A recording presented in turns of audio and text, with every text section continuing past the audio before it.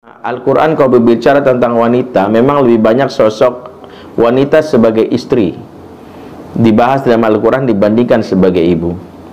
Terus dari mana kita dapat kesimpulan wanita sebagai ibu yang idaman? Ada dalam hadis diriwayatkan oleh Abu Daud. Rasulullah SAW bersabda, dan hadis ini sahih, tazawwajul wadud al walud, nikahilah olehmu wanita yang punya dua ciri atau punya dua sifat. Yang pertama al-wadud, yang kedua al-walud. Jadi kalau para lajang, para jomblo ingin mencari pasangan, cukup yang punya dua ciri, yaitu al-wadud dan al-walud. Al-wadud itu ada selimut atas sifat yang dimiliki oleh wanita, itu al-walud. Apa itu al-walud? Al-walud artinya subur. Subur sini gampang hamil, gampang punya anak, ya. Sekali colek hamil, Masya Allah. Baru dilirik anak udah 5. Aduh. Ya, saya nggak cinta Ustadz, tapi anaknya 9. Ada yang kayak gitu. Ibu-ibu yang memiliki kriteria hampir kesempurnaan, setengah kesempurnaan adalah yang bisa memberikan keturunan. Kenapa? Karena memang tujuan pernikahan menghasilkan keturunan. Walaupun bagi sebagian wanita yang Allah uji tidak punya anak, jangan merasa putus asa lantas menganggap, aduh saya bukan wanita sempurna. Masih bisa mendapatkan predikat wanita terbaik berdasarkan hadis tentang wanita terbaik versi Allah yang dijabarkan oleh Rasulullah dalam hadis riwayat Ahmad. Afdalun nisa'il jannati arba', wanita terbaik penghuni surga ada 4. Ya. Yang pertama adalah Maryam, yang kedua Khadijah, yang ketiga Fatimah, yang keempat Asiyah. Asiyah menjadi salah satu wanita terbaik padahal nggak punya anak. Asiyah tidak punya anak. Kenapa disebut wanita terbaik? Alasannya panjang, tapi salah satu alasannya adalah karena dia mampu mendidik seorang nabi, seorang lelaki menjadi nabi di zamannya, yaitu Nabiullah Musa alaihissalam.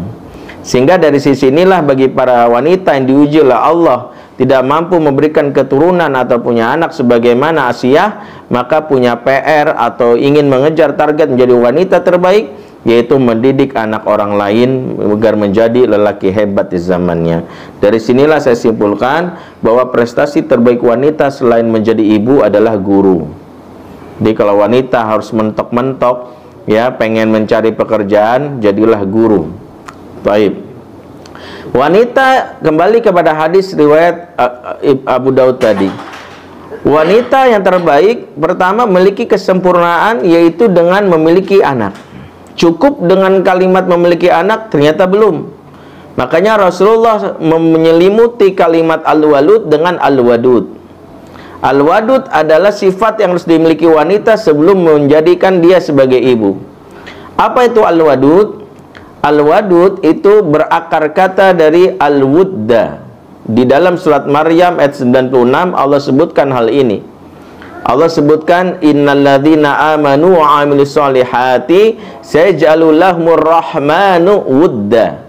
Jadi akar kata dari al-wadud itu al-wudda. Al-wudda selain membentuk makna al-wadud, dia membentuk makna lain yaitu al-mawaddah. Ya, jadi wadud dan mawaddah itu berakar kata dari al-wudda. Wadud dan mawaddah maknanya sama. Pernah dengar mawaddah? Ya, sakinah, mawaddah dan rahmah. Surat apa? Ar-Rum ayat 21. Masya Allah. Pasti ayat ini sangat familiar karena sering dibacakan atau ditulis di undangan pernikahan.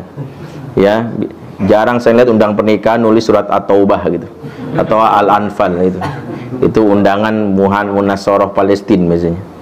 Nah, kalau misalnya surat Ar-Rum ayat 21 itu apa bedanya? Jika Ar-Rum 21 mengatakan wa min ayati an khalaqalakum min anfusikum azwajan litaskunu ilaiha wa ja'ala bainakum mawaddata wa rahmah, maka makna mawaddah dalam surah Ar-Rum ayat 21 dihubungkan dengan pasangan karena azwajan.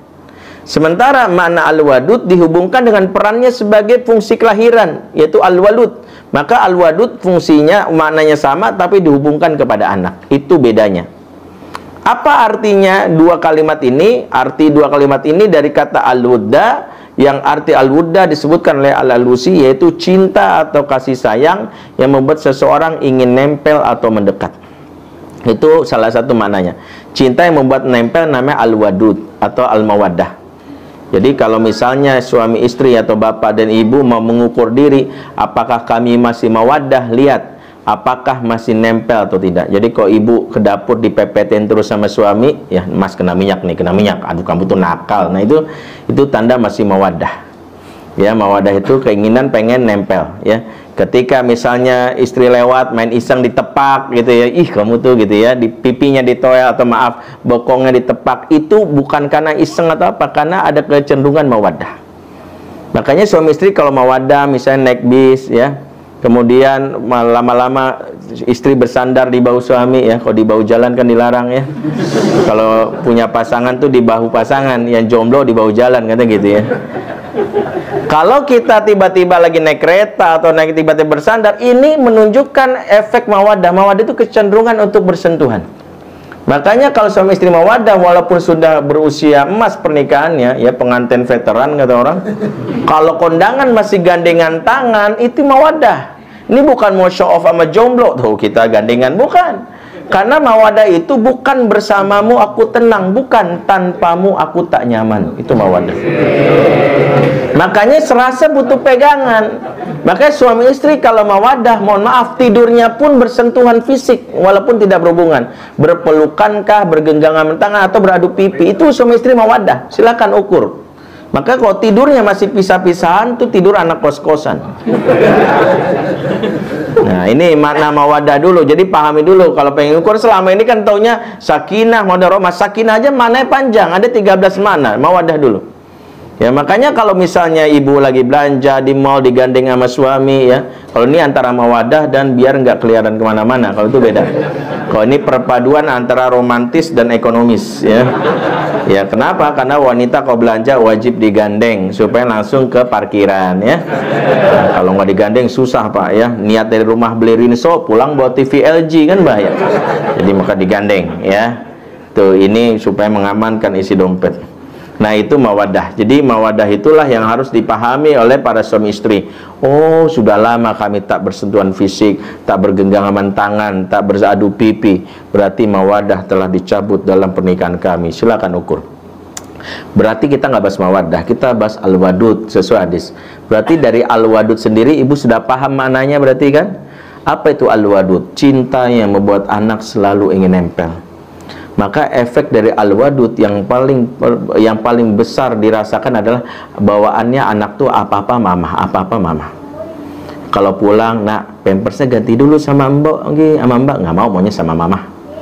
Nah, mama capek mau istirahat, nggak mau, maunya sama mama. Tak dulu tuh sama nenek, nggak mau, maunya sama mama. Pernah ngalamin? Kalau pernah ngalamin, ini luar biasa. Inilah ibu al-wadud. Sebab efek dari ibu al-wadud adalah anak itu mengalami fase yang disebut dependent atau takliful qulub, ikatan hati yang kuat. Ibu yang memberikan efek takliful qulub, anak merasakan apa aja maunya mama, apa-apa maunya mama. Kadang-kadang ibu merasa, aduh nggak bisa ngapa-ngapain. Itu benar. Makanya dalam Al-Quran disebutkanlah tahapan perkembangan bayi dalam surat An-Nahl ayat 78.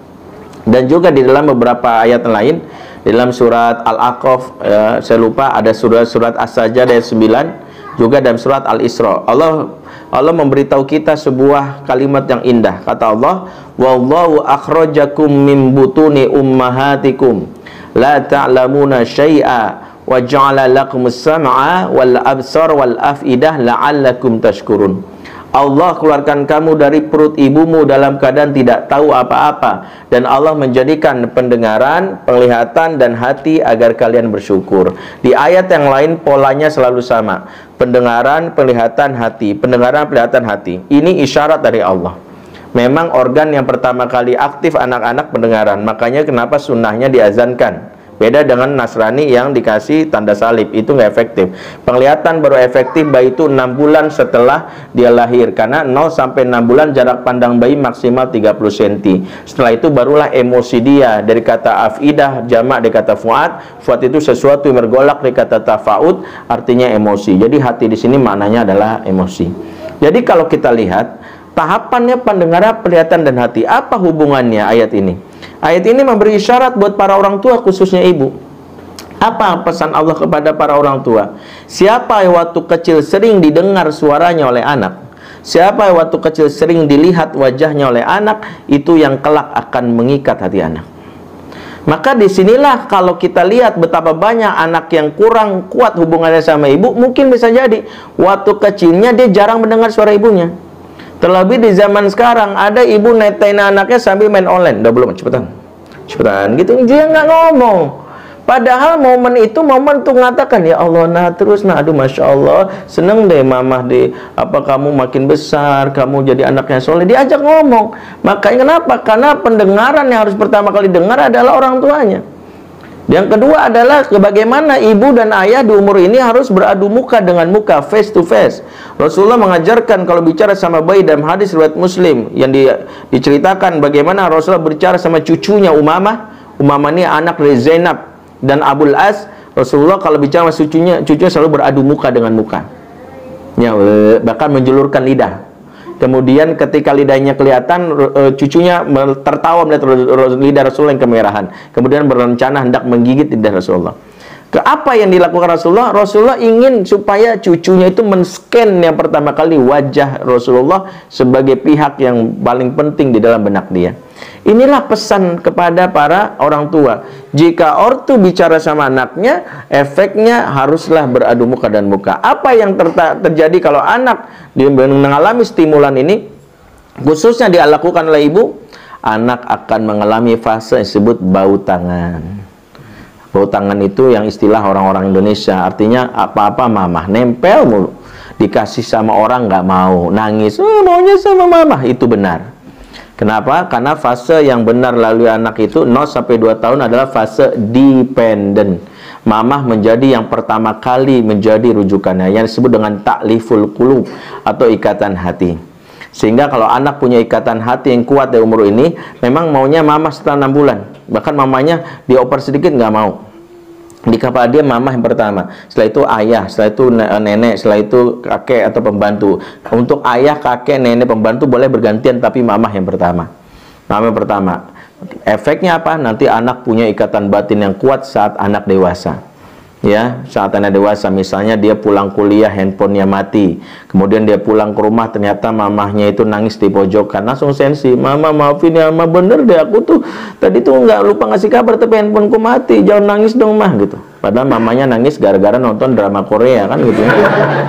Ya bisa jadi, tapi dia sensi, dia peka, dia tahu, oh iya gitu. Banyak anak yang cuek. Kenapa bisa cuek? Karena salah satunya mamahnya ini tidak punya menjalin hubungan di masa kecil. Maka setiap ibu umur 0-2 tahun wajib membuat anak namanya tergantung. Jadi jangan GR kalau anak setelah 6 bulan jadi bayi bergilir. Maaf, bayi bergilir. Sama siapa aja mau. Sama pembantu ini jangan. Kenapa? Coba saya ingin sampaikan, bayi bergilir ini calon korban pelecehan seksual. Sama siapa aja mau. Padahal dia harusnya terikat sama mamanya. Maka di umur inilah jangan pengen langsung mengharap mandiri. Ya, jangan GR kalau anak umur 1 tahun bangun tidur bikin kopi sendiri, kan gitu. Kita upload di Instagram, nih anak gue nih, anak gue. Tadi umur 3 tahun minta ngekos di samping TK baru nyaho gitu ya. Ya, inilah salah satunya kenapa anak-anak harus yang namanya dalam keadaan dia harus terikat sama yang namanya mamahnya. Dan inilah salah satu ajaran Islam. Makanya kenapa yang jadi masalah ketika anak tidak dapat perhatian ini. Saya pernah nanganin sebuah kasus. Tadi pagi saya ceritakan sedikit kepada ibu-ibu yang hadir di kemuslimahan, buat bapaknya juga. Jadi suatu hari ada salah satu anak pejabat ya ngamuk, dan dia ngamuknya berulang. Waktu itu saya sebagai konselor remaja diminta hadir untuk menanganinya. Tapi karena kode etik konselor itu adalah tidak boleh bertindak di awal-awal pertemuan. Jadi just observe. Makanya saya lihatin, nah anak ini waktu ngamuk, sekalinya ngamuk menghabiskan 40 juta rupiah. Di bapaknya baru beli MacBook harganya $3.200. Ini kejadiannya tahun 2011. Dibuang ke kolam renang sama anaknya. Kemudian bapaknya baru beli Galaxy Samsung S3, ya, dibuang ke WC, di flash. Seluruh hiasan rumah dibakar. Ya, bapaknya nyemprotin gitu ya. Dia pengen saya langsung bertindak. Bapaknya nggak mau keluar tanduknya kasarnya. Tapi saya diam aja. Kemudian bapaknya karena kesel, saya juga diam aja, dipegang tangan anaknya. Kemudian dia bilang, hentikan, kamu tuh susah dibilangin, awas kamu gitu lagi. Anak ini nangis dan mengatakan, papa jahat, aku tuh udah kayak sapi dikurung, aku tuh capek gitu, ceritalah.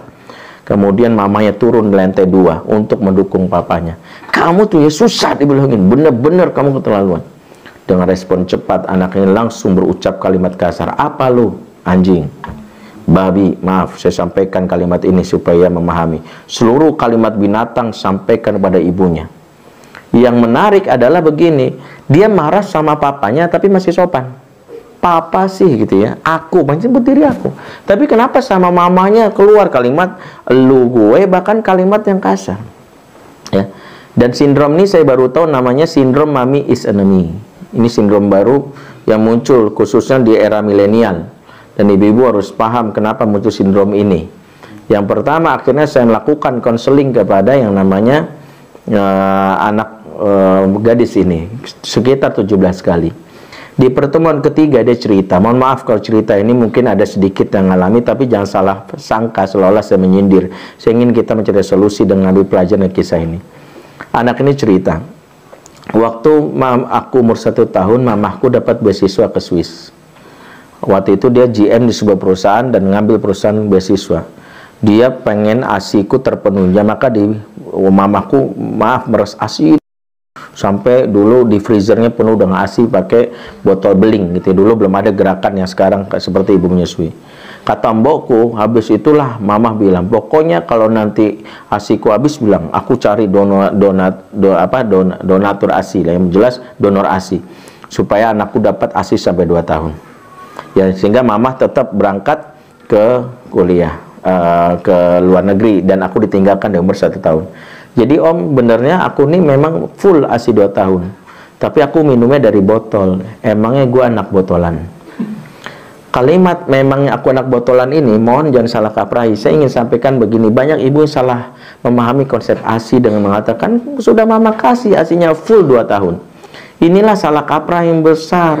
Dalam Islam ditulis oleh Ibnu Qayyim al-Jauziyah dalam kitab Tuhfah, jika ASI seorang ibu berhenti sebelum anak berumur 2 tahun, ya, maka hak anak untuk bermain dengan puting ibu tak boleh dilarang. Apa maksudnya? Jika ibu terpaksa harus kuliah, harus kerja, ibu harus meninggalkan anak, maka penuhilah kebutuhan yang paling vital dibandingkan kebutuhan gizi, yaitu kebutuhan asupan jiwa. Anak harus banyak dipeluk, anak harus banyak disentuh. Kalau perlu anak ditempelkan di puting ibu meskipun tidak menyusui. Kenapa? Inilah fase pertama membangun ikatan batin. Nah, anak ini cerita dia tidak dapatkan itu. Dia didapatkan itu dari ibunya. Makanya salah satu yang menyebabkan munculnya sindrom mommy is enemy itu banyak. Ya, salah satu akun yang terkenal itu di Facebook namanya Melani Eka Putri Indriani. Sudah suspend oleh Facebook. Hampir tiap hari bilang mak gua pelacur, mak gua dan sebagainya, itu akun asli. Saya juga kaget kenapa ada seperti ini. Nah, kenapa muncul kalimat ini? Semua bermula karena kegagalan ortu dalam mengikat hatinya. Makanya salah satu peran ibu adalah bagaimana anak di awal-awal nempel dengan begitu kuat dengan ibunya. Dan itu bisa kita lihat, misalnya anak-anak yang dekat dengan ibunya, maka efeknya dia akan di umur 2 tahun, 3 tahun, kalau disuruh memilih, dia akan milih ibunya. Ya, contohnya sederhana, bariskan anak itu, misalnya anak ini diri sini, terus ibunya berbaris di situ, ya, sama beberapa artis yang terkenal, yang cantik, ya, ada Siti Nurhaliza, siapa lagi, ya, Laudia Sintabela, ya, Raisa Isyana, ya, tuh semua artis bilang gini, sini sama tante, ya, mamahnya juga begitu. Tuh kira-kira anak milih siapa? Ya, kalau bapaknya milih Raisa, jangan dites, nanti nyesek, ya. Anaknya saja.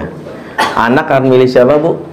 Milih mamahnya. Kenapa? Walaupun artis cantik itu bilang sini sama mama, sini sama tante nyanyiin. Tidak, anak akan berucap kalimat, tak pernah ku dengar suaramu, tak pernah ku lihat wajahmu, mau main peluk aja, emang aku bayi murahan. Nah gitu.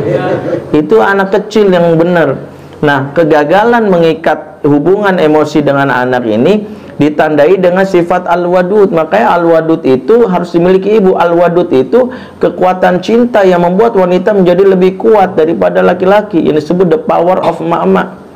Buktinya apa? Buktinya batas rasa sakit manusia normal, saya lupa nama satuannya, itu 32. Sementara ibu melahirkan itu 50. Makanya waktu di Amerika dan beberapa negara dilakukan uji coba sama bapak-bapak yang badannya keker, yuk rasakanlah sentuhan sakit saat pembukaan 9, bisa sanggup nggak merasakan? Banyak yang nyerah, give up, nggak kuat, gitu, sakit sekali. Sementara ibu hamil bisa. Kenapa ibu hamil bisa kuat? Salah satunya ada al-wadud yang menyelimuti. Makanya saya punya adik, ketika dia dalam keadaan lahiran, dia di rumah sakit. Di rumah sakit, puskesmas, dan karena BPJS, dia akhirnya dibantu sama bidan, dan pada saat dia setelah lahiran, dia dijahit, di bagian rahimnya itu, liang rahimnya, tanpa anestesi. Tanpa anestesi. Saya sempat ngilu, saya bilang, ya Allah, kamu nggak protes? Gitu. Ya habis gimana bang, BPJS? Terus dia bilang, sakit nggak ya ngelihat anak sudah selesai? Inilah kekuatan. Maka dengan sifat al-wadud itulah seorang ibu memiliki yang membuat dalam pengasuhan itu menjadi sosok yang kuat dibandingkan sosok ayah. Ya, betapa banyak ibu bisa berlama-lama menggendong bayi dibandingkan ayah. Ya silakan diadu. Ya, lebih banyak kuatan ibu-ibu. Makanya kalau saya ditanya, ya, ibu-ibu dengan sifat al-wadud mampu sebagai hajar yang bolak-balik. Dengan sifat al-wadud, ibu menjadi emang nggak tegaan. Itu benar. Nggak tega mas, itu benar. Kadang dengan sifat al-wadud, ibu menjadi nggak sabar. Mana yang lebih sabar, ayah sama ibu? Hah? Ayah. Buktinya malam hari anak sakit malam-malam, ayah masih sabar dalam tidurnya. Kalau ibu kan langsung bangun, ya langsung ke rumah sakit, insya Allah Allah akan menjaganya. Gitu. Kalau bapak-bapak gitu, dia sabar, tawakal Allah. Ya, kalau ibu kan langsung bangun, langsung bergerak gitu. Nantilah besok pagi juga bisa. Bapak-bapak sabar sekali. Kalau ibu kan nggak sabaran. Nah, sifat inilah yang harus dimiliki.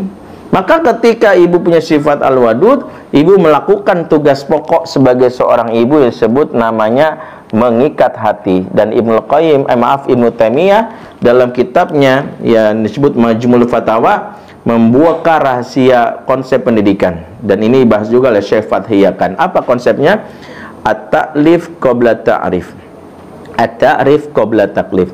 Ikat hati dulu sebelum kita kasih tahu dulu sebelum kita kasih tugas atau beban.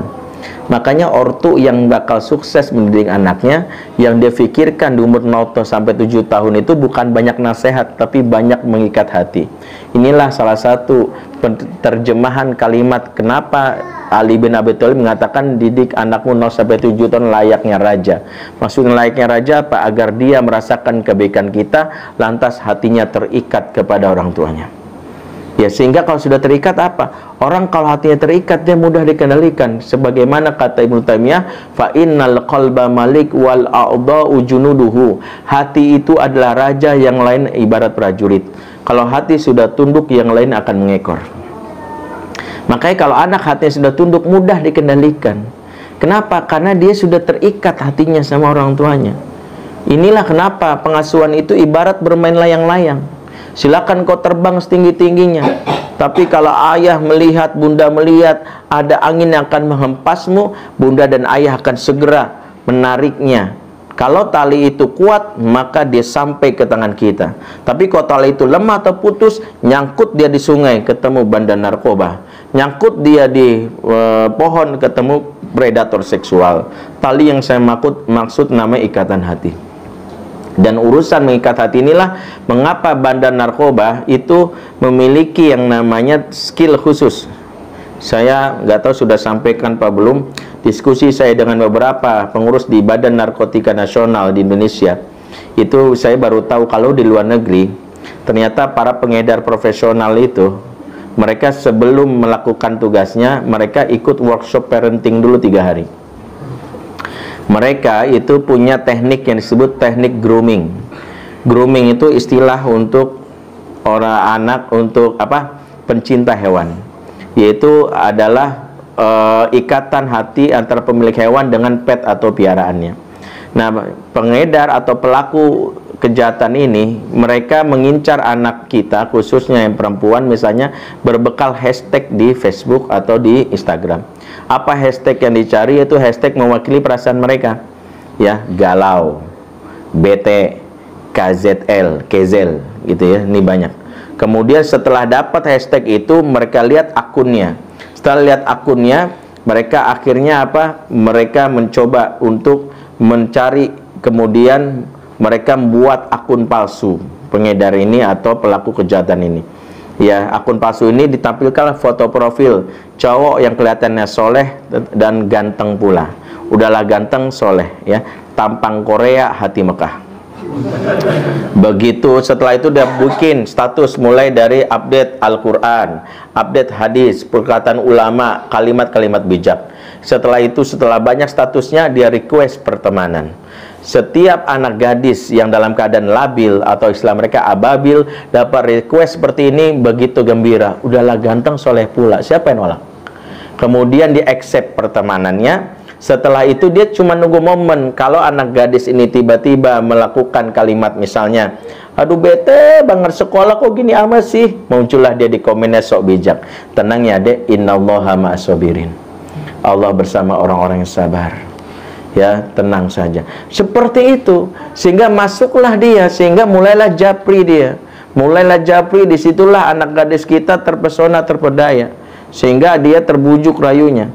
Ya, sekarang kan banyak playboy fisabilillah itu masuk ke dalam rayuannya dengan wajahmu mengalihkan duniaku.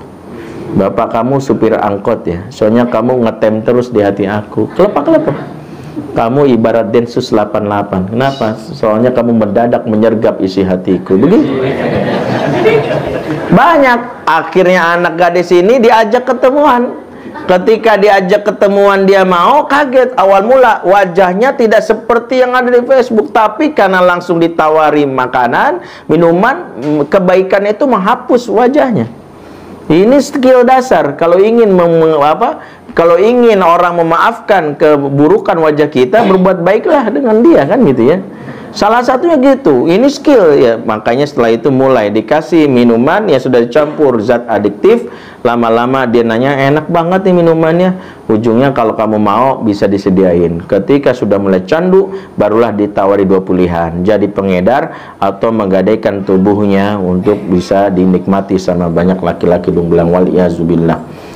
Maka disinilah ternyata kenapa mereka bisa terikat, kenapa mereka bisa caper. Salah satunya adalah mereka tidak punya sandaran jiwa berada di rumah. Betapa banyak orang tua yang gagal melakukan ini. Ada ibu yang bilang sama saya, Ustaz, saya sudah sering banget nasihatin, sering banget Ustaz. Ya, capek gitu. Saya bilang mungkin masalahnya di situ. Banyak ibu yang merasa sudah jadi ibu dengan menasihati. Padahal bisa jadi anak gak butuh itu. Banyak. Coba bayangkan ibu, anak di rumah, di masjid ketemu ustazah, di sekolah ketemu ustazah, begitu pulang ketemu ustazah lagi. Padahal dia butuhkan cuman figur satu, jasmani. Banyak ibu yang sudah over dari tugasnya harus menjadi guru terus buat anak. Apa-apa nasihat, apa-apa nasihat. Padahal belum tentu anak butuh nasihat. Saya ingatkan suatu hari misalnya ketika almarhum Ustadz Jeffrey dia ceritakan oleh ibunya. Ibunya ini Hajjah Umi Tatum. Dia bilang apa? Dulu waktu Jeffrey kabur dari pesantren, saya marah luar biasa. Dia kabur dari kelas 4 SD, mending kabur kemana? Ke tempat-tempat yang gak jelas, nongkrong, naik klub, mulai ngerokok, mabok-mabokan. Aduh, bapaknya Pak Ismail meninggal, kakak-kakaknya lulus. Ini anak susah banget diatur. Suatu hari puncak kemarahan saya mulai ketika dia pulang dalam keadaan mata memerah, beler, mabok. Saya punya dua pilihan sebagai seorang ibu. Yang pertama, saya akan marah-marah sama dia. Kamu dibilangin bikin malu orang tua, bla bla bla bla. Itu pilihan pertama. Atau pilihan kedua, saya akan memeluknya sambil raya berkata, Umi kangen kamu. Ya, kamu udah makan belum? Umi siapin sop ayam, mau? Nggak mau.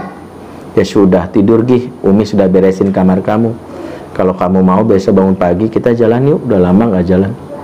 Ya, diperlus anaknya, disiapin teh anget dan sebagainya. Kata Umi Tatum, di antara dua pilihan itu saya memilih yang kedua.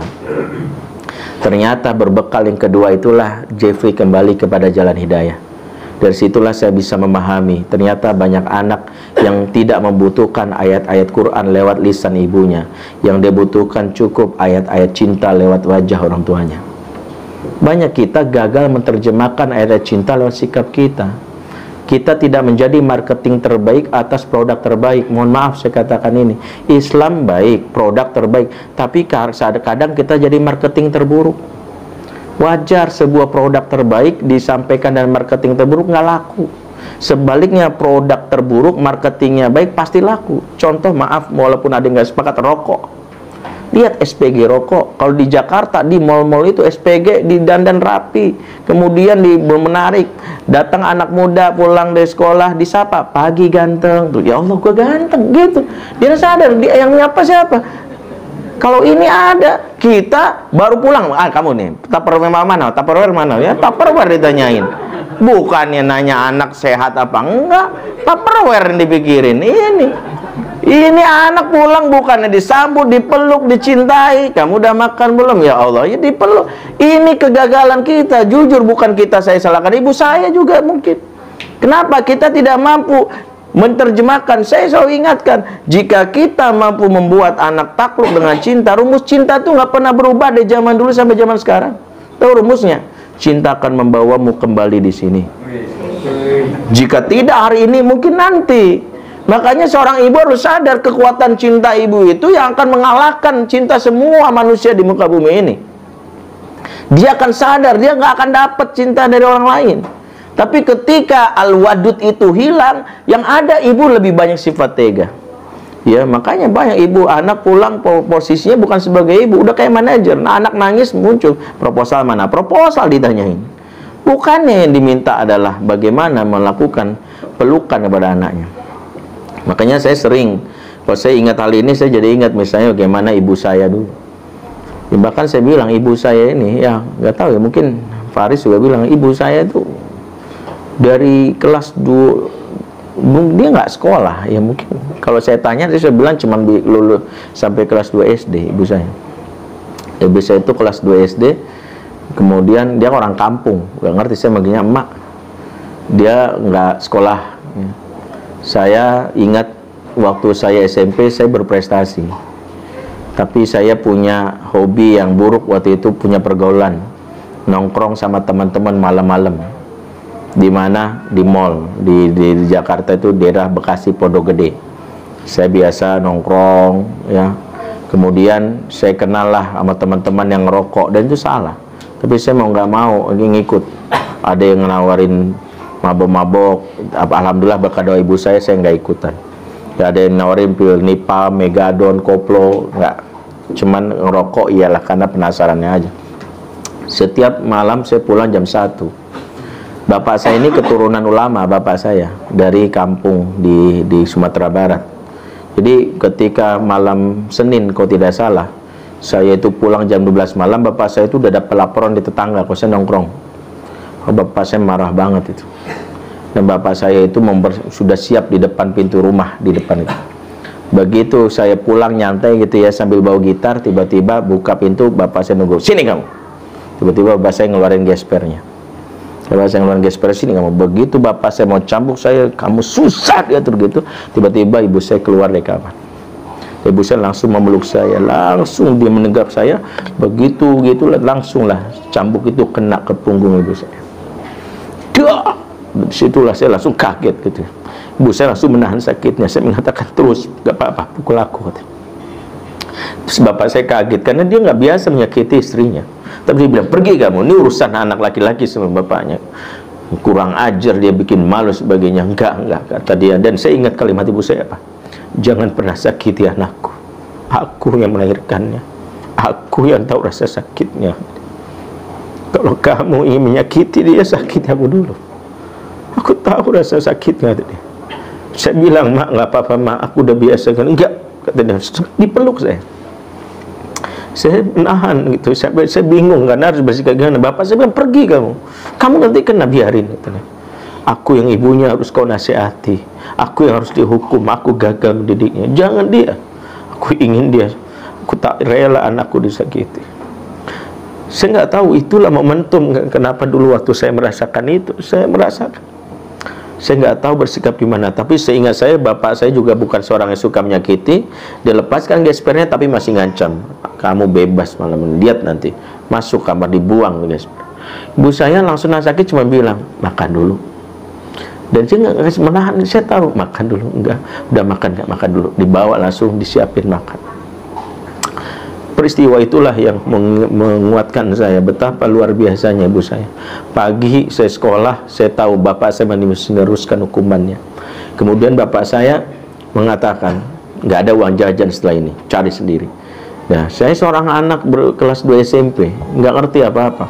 Tiba-tiba ibu saya dulu jualan es mambo, es yang keliling gitu. Kemudian dia masih punya simpanan, dia selipkan ke saya dan bilang, ini uang emak, simpanan emak yang terakhir. Jangan dihabisin ya, pakai buat pulang sekolah. Itu dan membuat sampai sekarang saya menangis. Kalau saya ingat peristiwa saya menangis. Pertama, peristiwa itulah yang membuat saya sadar, ibu saya tidak mengerti ilmu parenting, tapi dia punya sifat yang Rasul katakan al-wadud. Al-wadudlah bahan bakar menjadi ibu. Sehingga saya kalau ditanya sekarang, kalau diizinkan saya sujud di hadapan manusia, saya ingin sujud di hadapan ibu saya. Sampai sekarang saya nggak pernah ninggalin ibu saya.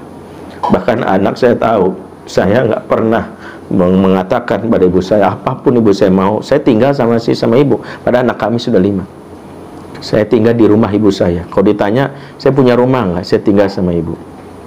Ya, awal menikah saya bilang sama istri saya, ya, kalau kamu tidak akan pernah menjadi yang pertama, karena sudah ada yang pertama, itu ibu saya. Dan kalau kamu merasa dirugikan dengan hal itu, pernikahan ini nggak perlu dilanjutkan. Maka akhirnya dia mau menerima dan bersama-sama membahagiakan ibu saya. Sehingga kami menjadikan apapun permintaan mas saya nggak pernah saya tolak. Mau umroh ada uang nggak? Ada. Pada uangnya emang nggak ada sebenarnya. Karena saya berpikir apa yang dia lakukan di masa itu sudah membuat saya tunduk. Saya nggak tahu apa magnet membuat saya tidak bisa mengucapkan kalimat bantahan kepada ibu saya. Cuman saya ingat bahwa ibu saya dari dulu sudah merajai hati saya. Maka kalimat inilah yang selalu saya ingatkan kepada istri saya. Jangan kau keluar over dari fitrahmu sebagai seorang wanita.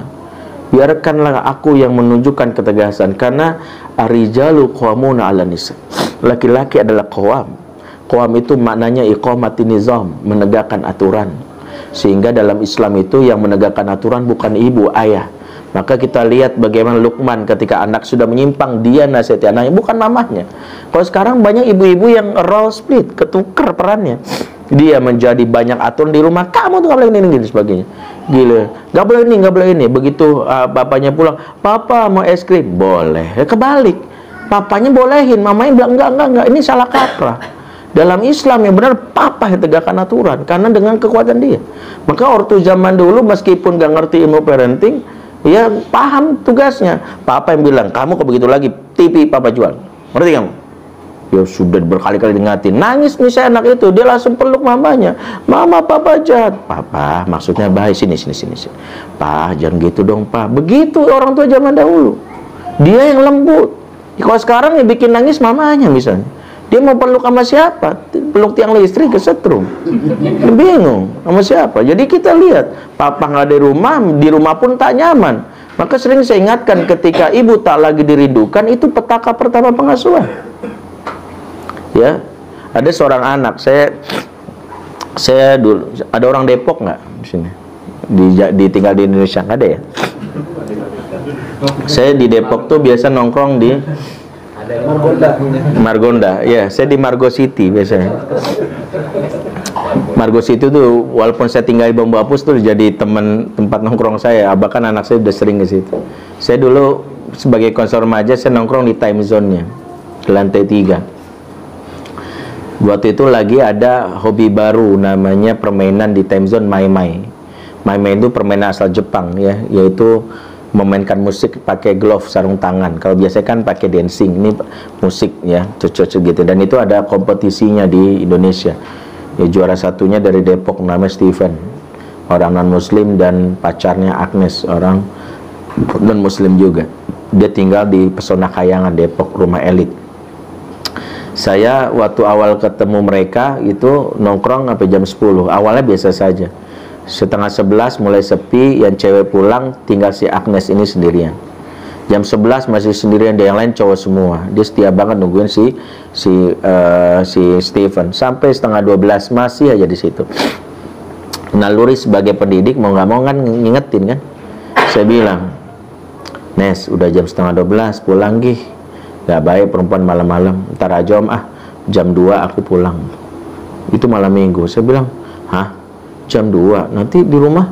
Emang di rumah gak ada yang nyariin? Justru males karena ada mamah yang nyariin.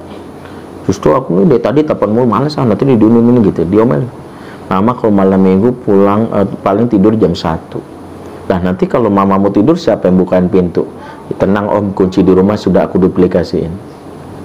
Dia sudah pintar, dia duplikasiin kunci, pulang selesai. Kata kuncinya ternyata adalah ada magnet yang membuat hilangnya magnet rumah, yaitu ketika ibu tak lagi dirindukan. Dan tentu saya tidak nyalakan ibu. Kenapa ibu itu mengambil peran sebagai banyak ngatur? Karena sosok ayah yang hilang. Ayah yang tidak menegakkan aturan, mau tak mau ibu mengambil peran itu. Makanya ibulah yang meminta sama suami, Mas, gak boleh gini, ayo kita tegakkan aturan. Ayah bilang, ingat, gadget mainnya jam sekian, ini nonton TV jam sekian, itu ayah. Sholat ingat tegakkan, itu ayah. Ibu cuman bilangin doang. Nah, kata papa gimana? Jangan apa-apa ibu, wajar ibu akhirnya dimusuhi oleh anaknya.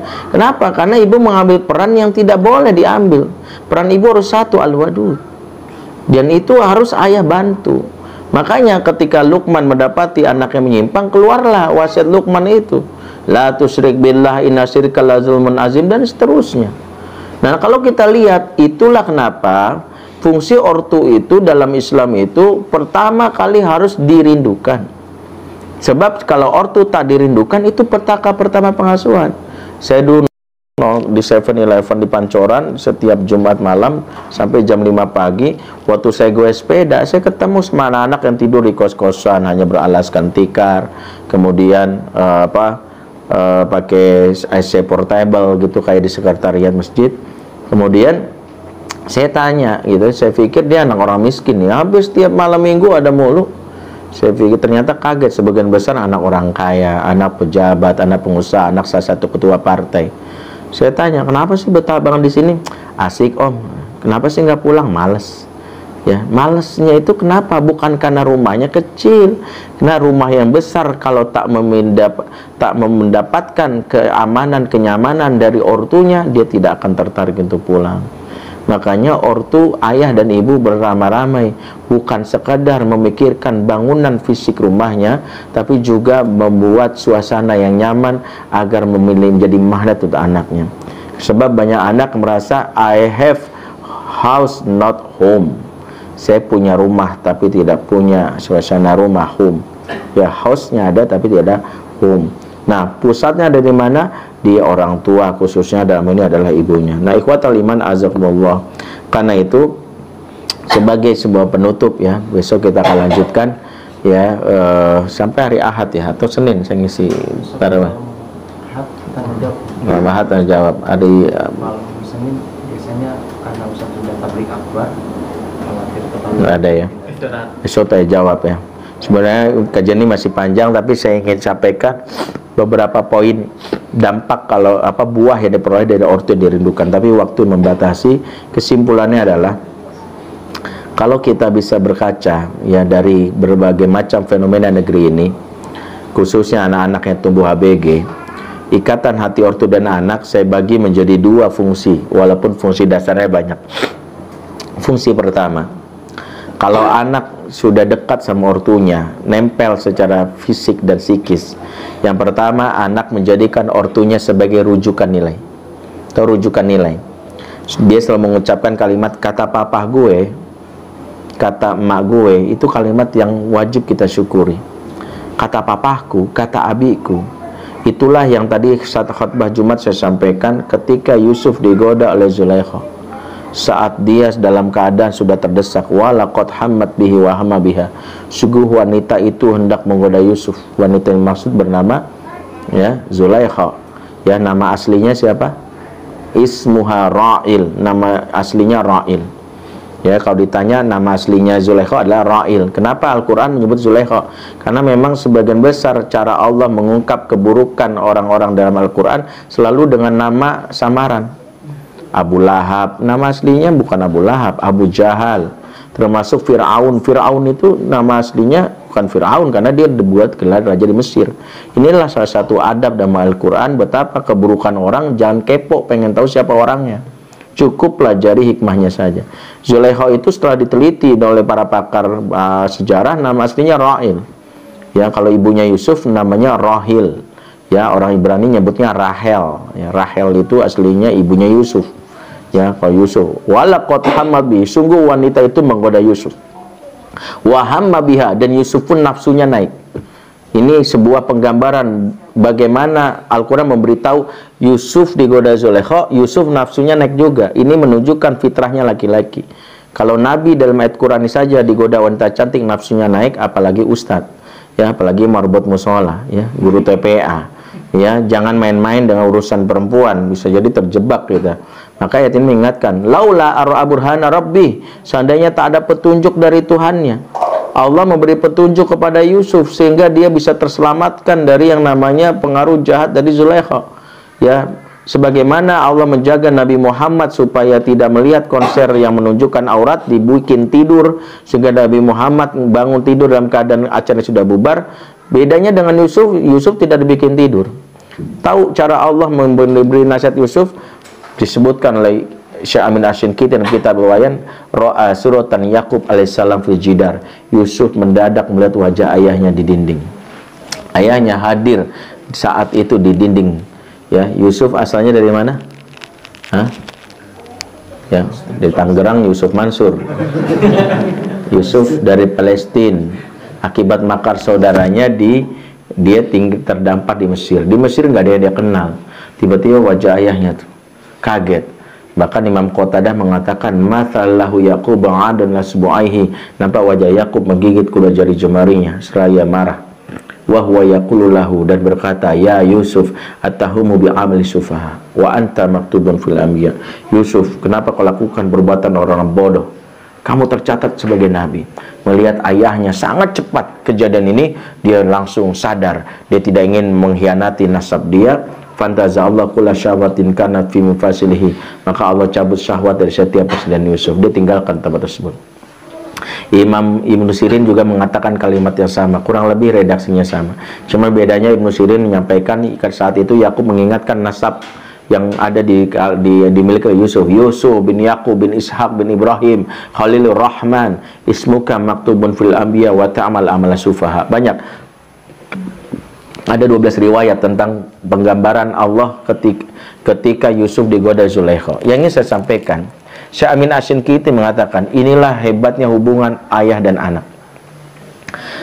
Anak yang dekat dengan ayahnya akan menjaga supaya anak itu tidak mudah dipengaruhi di saat ABG. Kalimat saktinya adalah kalau digoda temennya, kata papaku nggak begitu. Ngerokok lu? Sorry, gua nggak ngerokok. Sekali doang? Enggak. Sekali doang? Enggak. Dasar lu bencong? Enggak. Kata bapak gua justru bencong banyak rokok. Jangan marah, kata bapak gue, kan gitu ya. Kata bapak gue ini yang jarang dimiliki anak zaman now ini. Baru temennya bilang, bapaknya bilang, enak nggak begitu? Apa-apa sotoy, kata temanku, nggak begitu. Papanya salahin. Apa-apa so tahu, kata tukang bubur, nggak begitu. Lah, masa bapaknya dibanding sama tukang bubur? Tentang tukang bubur naik haji, ya. Bapaknya baru naik angkot, jadi jangan gitu. Nah ini sering. Ya, yang pertama, kalau kita dekat secara fisik, apa-apa kata papa, kata mama, benar. Dari sisi ini artinya sebagai penyambung kebaikan, nilai parentingnya ada di sini.